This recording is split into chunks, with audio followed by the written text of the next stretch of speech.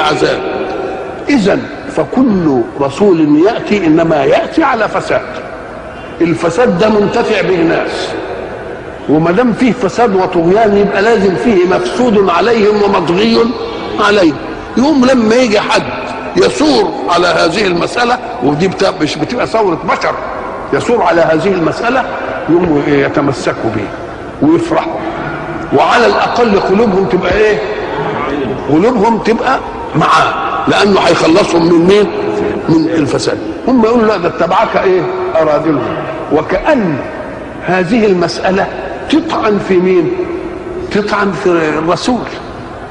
يقول له لا دي ما تطعنش في الرسول، ده دليل على أن الرسول كان وجوده ضروري عشان يخلص مين؟ عشان يخلص الضعاف دول من معينه. فلا بد من ثورة، ودي ثورة مين؟ مش ثورة سائر كده في الأرض، لا ده ثورة الإيه؟ السمع على منهج الأرض. ثورة السمع على منهج الإيه؟ الأرض. ثورة السمع على منهج الأرض تيجي عشان تنهي الفساد. وقد يثور المدنيون عشان ينهوا فساد، هم يرون أنه إيه؟ فساد، ولازم يكون فساد ملحوظ. عمال هيؤيدوا ازاي؟ امال الناس هتسقف لهم ازاي؟ ما هو اول ما نشوف ثوره كده ايه؟ تلتفت تلاقي ناس هتسقف لها. سقف لها مين بقى؟ المطحونين بالفساد. بس آفة السائر من البشر شيء واحد، أن السائر يظل سائرا. هذه الآفة. عايز كل يوم يعمل دوشة، ولكن السائر الحق هو الذي يسور ليهدم الفساد ثم يهدأ ليبني الأمجاد.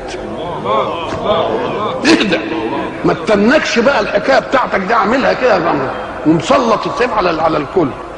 والسائر هو الذي يجي عشان اهل الفساد اللي طغوا على الناس يرد مظالم الناس لهم، ثم لا يضع القوم الذين طغي عليهم على رجله ويرفص التانيين برجله. لا، حط الاثنين بقى على رجلك، حط الاثنين على رجلك عشان تستقيم الامور وتذهب الاحقاد، ويعلم الناس كلهم انك ما جئت ضد طائفه، انما انت جئت ضد ظلم طائفه. فاذا اخذت من الظالم واعطيت للمظلوم فاجعل الاثنين سواء امام عينك بقى، ومن هنا يجيء الهدوء. يبقى السائر الحق هو ايه؟ هو الذي لا يظل سائرا، وانما يسور ليهدم الفساد ثم يهدأ ليبني الأمجاد.